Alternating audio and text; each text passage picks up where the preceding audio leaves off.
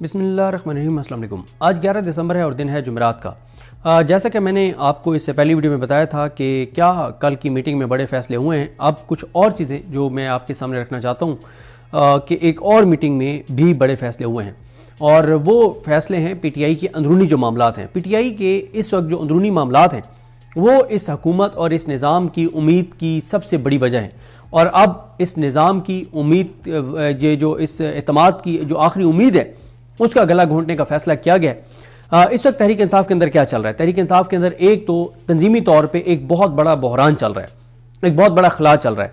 इमरान खान, जिनके साथ पाकिस्तान के लोगों की अक्सरियत है, जिनको पाकिस्तान के लोगों ने 8 फरवरी को 2 अक्सरियत दी और अब 3/4 से भी ज़्यादा मामला पहुँच गया है, उस इमरान खान की तंजीम जो है वो आपस में गुत्थम गुत्था है, आपस में इख्तलाफात हैं, ग्रुपिंग है, और अगर ग्रुपिंग नहीं भी है तो एक दूसरे के साथ कोऑर्डिनेशन नहीं है। देखें, एक तो इसमें मसला यह है कि मैं सलमान रकन राजा साहब के हवाले से आपको ये अर्ज़ करता रहता हूँ कि सलमान रकन राजा साहब जो हैं वो इमरान खान साहब के साथ बहुत मुखलिस हैं।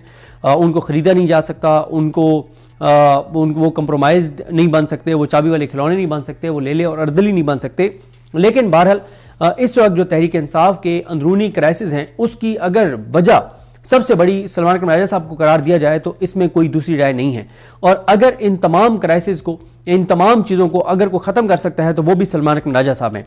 सलमान रकन राजा साहब का मसला ये है कि वो बहुत ही शानदार इंसान हैं, बहुत ही दलेर इंसान हैं, लेकिन उनको शायद आज तक अपनी जो उनकी ताकत है एज ए सेक्रेटरी जनरल, शायद उसका उनको आज तक रियलाइजेशन नहीं है।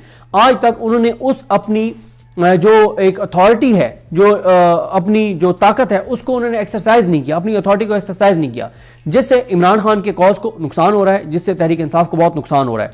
और उसकी एक मैं आपको वजह बता देता हूं कि अब आप देखें इमरान खान साहब ने और इमरान खान साहब कितना एतमाद करते हैं। इस वक्त इमरान खान किन 5 लोगों पर सबसे ज्यादा एतमाद कर रहे हैं?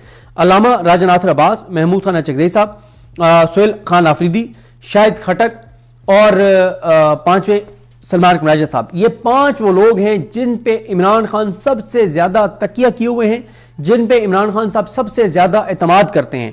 और अगर चीजें उस तरह नहीं होंगी तो उसके जिम्मेदार ये 5 लोग ही होंगे।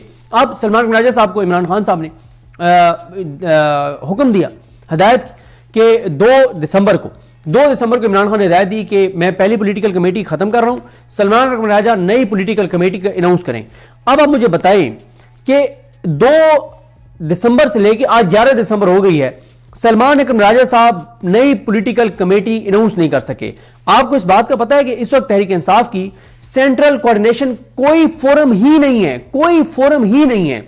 जो कोर कमेटी है उसकी कई माह से मीटिंग नहीं हुई। आप इमेजिन करें कि कई माह से पीटीआई की कोर कमेटी का इजलास नहीं हुआ। इससे बड़ी बात सुनिए कि पीटीआई की कोर कमेटी में महमूद खान चकज़ई साहब और अल्लामा राजा नासिर अब्बास हैं ही नहीं। इससे बड़ी क्या शानदार तंजीम हो सकती है।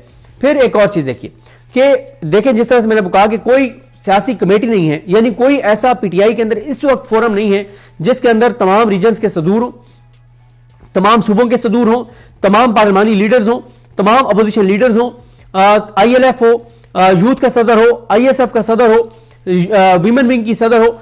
इस वक्त तहरीक इंसाफ का कोऑर्डिनेशन का कोई एक ऐसा फोरम नहीं है जिसके अंदर तमाम ये लोग हों। इससे बड़ा तंजीमी बहरान किसी तंजीम के लिए क्या हो सकता है? और वो तंजीम जो पाकिस्तान की सबसे पॉपुलर जमात हो, वो तंजीम जिनका लीडर जेल के अंदर ना कैद हो, जिनके लोग जेलों के अंदर हो, मतलब इससे बड़ा क्राइसिस नहीं हो सकता। और इसको अगर इस क्राइसिस को खत्म कर सकते हैं तो वो सलमान रकन राजा साहब हैं, जो कि मुझे नहीं पता क्यों नहीं कर रहे। मतलब उनके पास जस्टिफिकेशन होगी, शायद कोई लॉजिक भी हो उसके अंदर, लेकिन जिस जमात ने इस निजाम के साथ सियासी लड़ाई लड़नी है, जिसने इमरान खान को रिहा करवाना है, उस जमात की कोई सेंट्रल कोऑर्डिनेशन, कोई फोरम ही नहीं है। उसकी कोर कमेटी का कई माह से इजलास तक नहीं हुआ। तो उस तंजीम ने क्या करना है? देखें, अवाम और इमरान खान कनेक्टेड हैं, अवाम और इमरान खान का आपस में राब्ता है। इमरान खान भी डटा हुआ है, अवाम भी उसके साथ खड़े हुए हैं, लेकिन दरमियान में तंजीम कहां पे है? खैर, एक तो ये क्राइसिस है, लेकिन बड़ा जो एक और मसला है वो है तहरीक इंसाफ के अरकान असम्बली। तहरीक इंसाफ के अरकान असम्बली में 3 तरह के लोग हैं।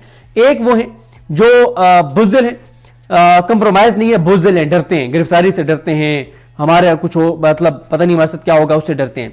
कुछ हैं जिन्होंने बहुत कुर्बानियां दी हैं, बहुत भुगता है, घर तबाह करवा लिए हैं, कारोबार तबाह करवा लिए हैं, फाइनेंशियली बेचारे बहुत कमजोर हो गए हैं और वो उनके अंदर सकत नहीं रही। ये हैं वो दूसरे लोग।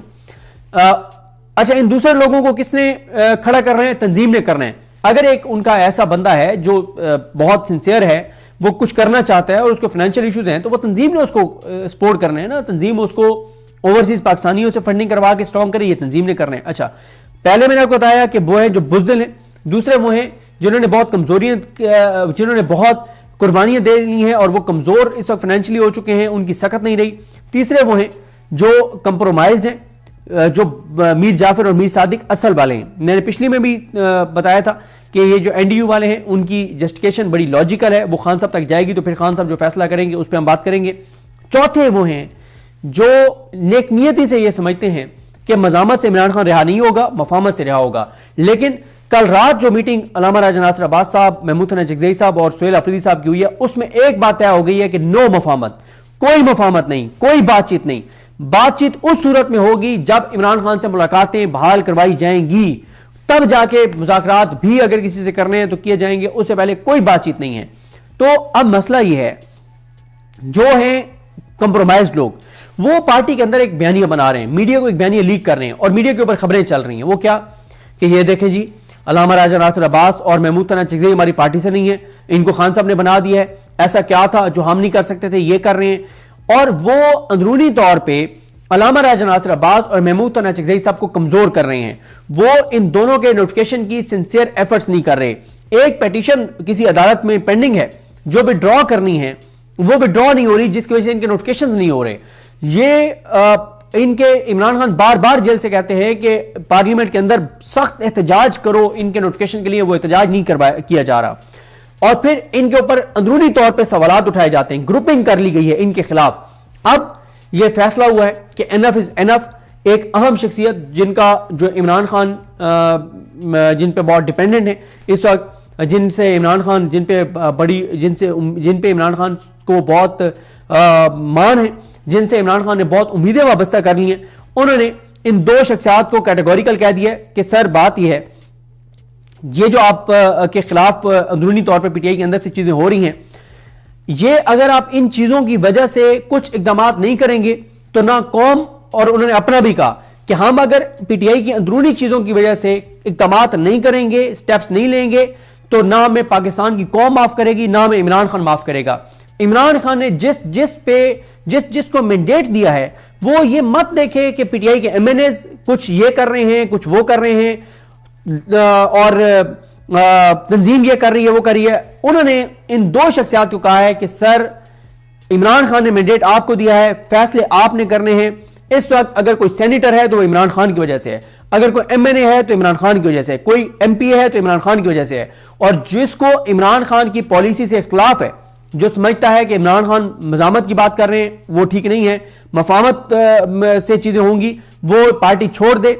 और अगर वो पार्टी नहीं छोड़ता और वो आपकी अहकामात को नहीं मानता, तो उनको पब्लिकली उनको नेम एंड शेम करें, उनके नाम पब्लिक में जाएं, लाएं, अवाम जाने और वो जाने, किसी तरह की उनको कोई रियायत नहीं दी जाएगी। मुझे अपनी दुआ में याद रखें। अल्लाह करीम हम सब का हामी नासर हो। अल्लाह हाफिज़।